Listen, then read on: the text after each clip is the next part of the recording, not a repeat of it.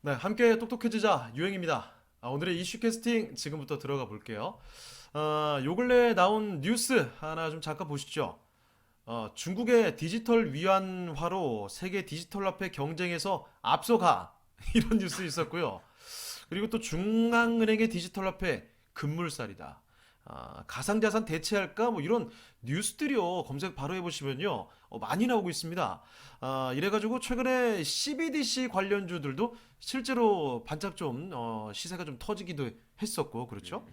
자, 오랜만에 이 얘기가 자주 나오는 김에 이 CBDC 아직까지도 뭐가 뭔지 잘 모르겠습니다 하시는 분들은 오늘 이 시간 통해서 기초적인 부분들은 다 정리를 해보도록 하겠습니다. 자, 먼저 CBDC란 뭔지 말씀을 드리면요. 센트럴 뱅크와 디지털 커런시, 이거 그냥 줄임말이에요. 그러니까 한마디로 이 중앙은행에서 발행하는 디지털 화폐다, 이렇게 보시면 되는데 이거 나오면 뭐가 달라집니까? 이런 궁금증이 있으실 거예요. 아주 쉽게 이야기를 하면은 그냥 이런 겁니다. 종이나 동전 같은 기존의 화폐가 디지털로 바뀌는 거다, 이렇게만 알아두셔도 사실은 괜찮거든요. 자, 그런데 기존의 디지털 화폐, 그러니까 즉 우리가 알고 있는 이 비트코인 같은 암호화폐랑 이거 뭐가 다른가라는 궁금증이 먼저 좀 드실 겁니다. 일단은요, 간단히 말씀드리면 발행 주체가 달라요. 우리가 흔히 아는 이 디지털 화폐는 이 비트코인 같은 민간 발행인데, 그 반면에 이거는 중앙은행에서 발행하는 것, 그러니까 즉 정부 보장이다. 실질적인 이 법정 화폐라는 거죠. 우리가 쓰는 돈과 1대1로 교환이 직접적으로 가능한 그런 법정 화폐라는 겁니다. 자, 그리고 또 한 가지, 이거 중요한 건데 가격 변동성이죠. 무슨 얘기냐면 비트코인 같은 암호화폐는 수급이 있지 않습니까? 매수하고 매도하고 네. 이 수급에 따라서 가격이 막 바뀌는 거 알고 계시죠? 가격이 뭐 요동치잖아요. 자, 그래서 이 가격 널뛰기 때문에 이거를 뭐 화폐처럼 쓸 수 있기는 한 걸까라는 이런 의구심들이 굉장히 많이 들어왔던 건데, 그래서 약간은 사실 비트코인 같은 건 금처럼 어떤 그 자산성의 성격이 실제로 강하게 좀 느껴지는 게 현실이죠. 그런데 이 CBDC는요, 이 수급에 의해서 가격이 막 바뀌는 게 아니라 액면가 고정이에요. 가격이 변동이 없습니다. 없죠. 가격이 딱 정해져 있다고 보시면 돼요. 그러니까 상대적으로 안정적으로 결제도 하고 뭐 이렇게 그냥 진짜 화폐처럼 쓸 수가 있다는 거죠. 네. 자, 그러면 기존 암호화폐와 같은 점은 반대로 또 없을까라는 의문도 드실 텐데 있습니다.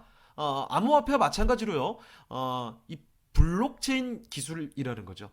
블록체인, 분산 원장 기술로 이 거래 내역이 다 나눠서 저장이 된다는 것. 그러니까 이 블록체인 기술이라는 거를 지금 잠깐 좀 꼭 기억을 해두시고 넘어가도록 할게요.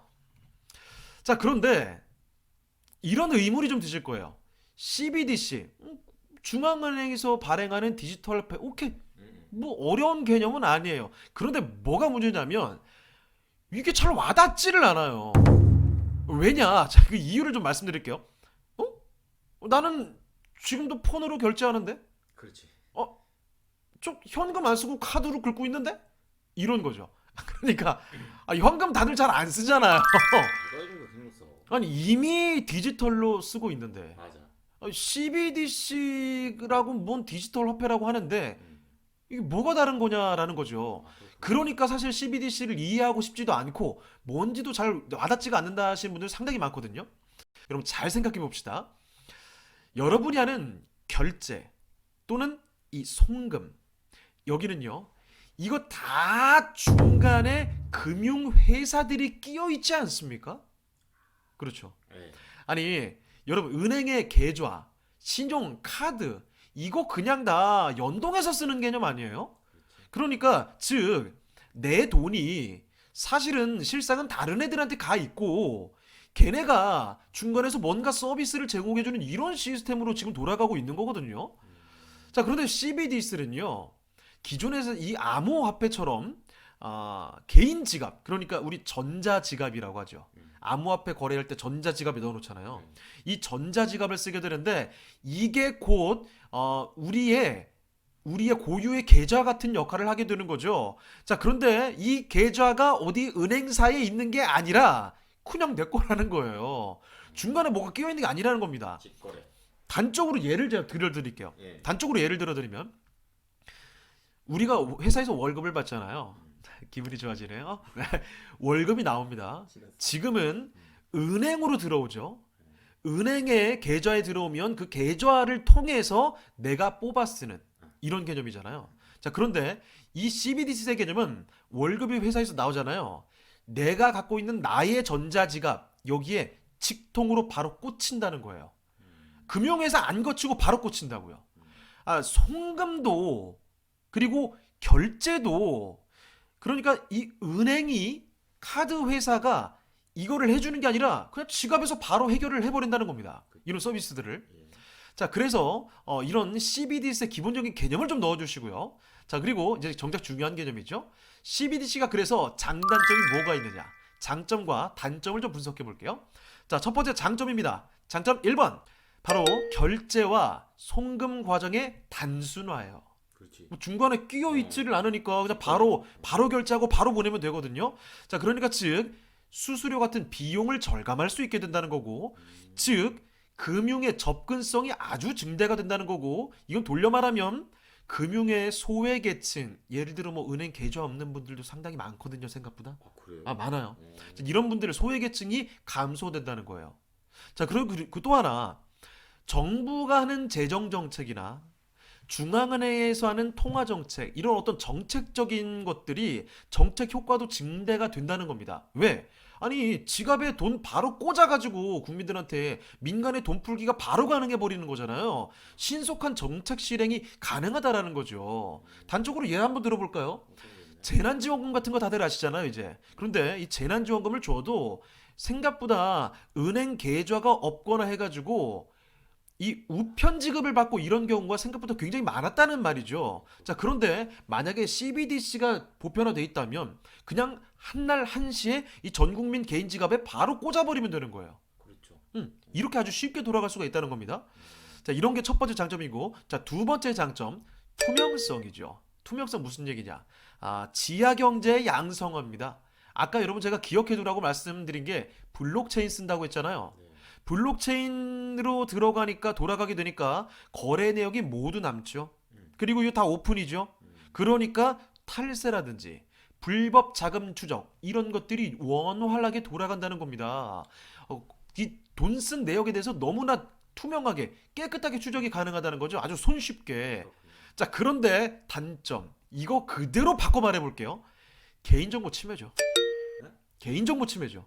그렇지. 왜냐면 국민들 돈을 어디서 쓰고 뭐 이런 게 다 낱낱이 드러나 버리면 이거 너무 과한 거 아니냐, 무슨 빅브라더냐, 맞아. 이런 우려감이죠.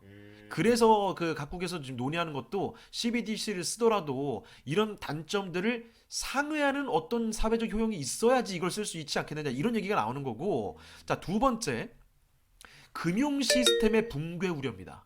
뭐냐? 아까 전에 말씀드렸죠? 중간에 끼어있던 금융사들이 필요 없어지잖아요? 카드에서도 필요. 예. 그럼 시중은행에서 예를 들어 CBDC로 대규모 디지털 뱅크런이 발생하겠죠? 은행이 굳이 넣어놓을 필요가 없으니까? 다 빼죠. 예. 그렇게 되면 은행 예금은 감소하게 되겠죠? 은행에 돈이 없어지니까 은행의 자금 조달 비용이라는 게 늘어납니다. 그러니까 은행 자체적으로 돈을 어디서 조달하기 어려워진다는 거예요. 그렇지. 그렇게 되면은 당연히 은행에서는 대출 여력이 줄어들게 되겠죠. 절대 돈이 안- 없으니까. 절대 반대하겠다. 그렇게 되면 결국은 기업 투자, 가계 소비 이런 것들이 다 위축되게 돼버리면 경제 전반에 충격이 오지 않겠는가. 결국 그럼 이렇게 된다면 정부의 재정 정책, 중앙은행의 통화 정책 이런 정책적인 것들 다 문제가 오히려 생길 수도 있지 않겠느냐. 그렇죠. 이런 과도한 충격이 오면 어떻게 될까라는 우려감도 분명히 함께 따라가고 있다는 것. 네, 이렇게 해서 CBDC가 뭔지, CBDC가 기존의 디지털 화폐, 그러니까 암호화폐와 뭐가 다르고 뭐가 같으며 장점과 단점이 뭐가 있는지 정리를 해봤습니다.